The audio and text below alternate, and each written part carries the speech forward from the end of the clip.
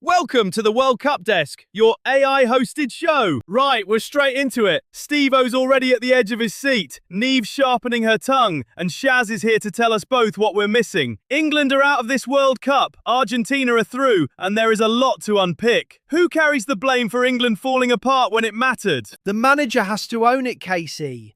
You cannot go into a knockout game, a World Cup, and set out the way they did. It was passive from the first whistle, and the players had no idea what they were supposed to be doing going forward. I'd love to blame the manager, but England kept picking the same players and expecting something different. So maybe the problem is a bit further up than the dugout. It's the players for me. At some point, you have to just go and do it, and they didn't, and no amount of tactics talk changes that. Shaz is right that the players have to deliver, but if you're set up to not lose rather than to win, you're already beaten in your own head before a ball's been kicked. Steve-O, every tournament England go out. Every tournament, it's the system, the setup, the mentality. At some point, it's just England. And while England are flying home, Argentina and Messi march on. We'll get into what that means for the other half of the draw, right after this.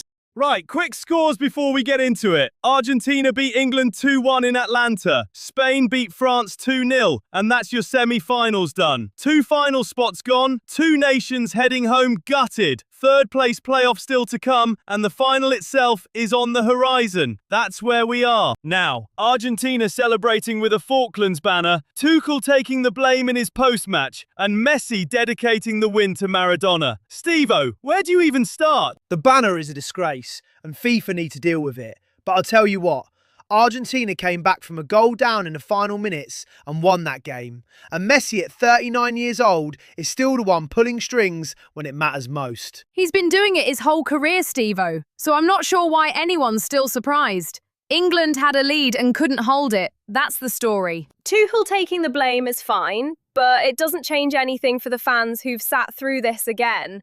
You get yourself in front and you still find a way. That's what kills me though, Shaz.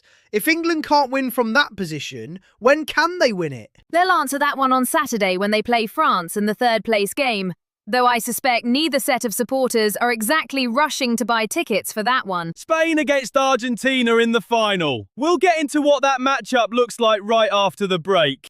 So we've agreed England capitulated. The question now is whether Argentina actually won it or England just handed it to them. They won it, Casey. 2 late goals when the pressure was on. That's not a gift. That's Messi dragging a team over the line when lesser players go missing. I'm not arguing with that, but England's defence just stopped defending. You can't give Messi an inch in that final third and act shocked when he takes a mile. Both things are true, aren't they? He's brilliant, and we made him look even better than he already is. That's the thing about him though, Shaz. He doesn't need you to make mistakes. He finds the moment regardless. 39 years old and still reading the game a full second ahead of everyone else. Steve-O, you'd romanticise a penalty shootout. The fact is, England set up deep, defended their lead, and still couldn't see the game out. And no amount of Messi mystique changes what that says about this England side. Neve, Steve-O, Argentina are in a World Cup final regardless of how we carve it up, and Spain are waiting for them. We'll get into whether Spain can stop what we just watched after the break.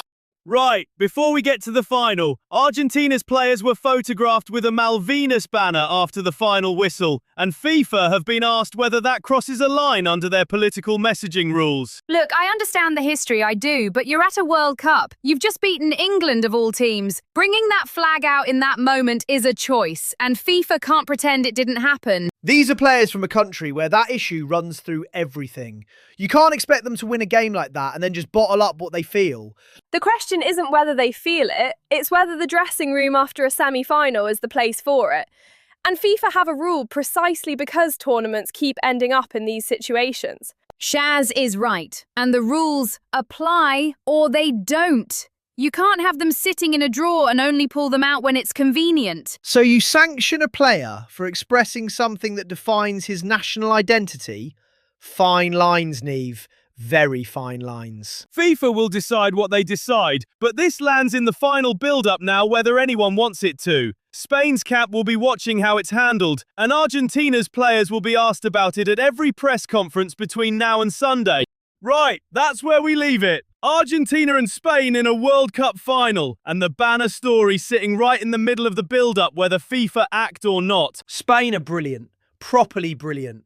But Argentina in a final with Messi, I don't know how you're back against that. Spain beat France 2-0 and made it look like a Tuesday training session. Steve-O's feelings about Messi don't change what Spain are actually capable of. My honest take? This is the final everyone wanted, and neither side's going to lie down. Should be some game. Hard to argue with that, and France versus England on Saturday means there's still football before we even get there, so the weekend's far from quiet. The final is going to be fascinating.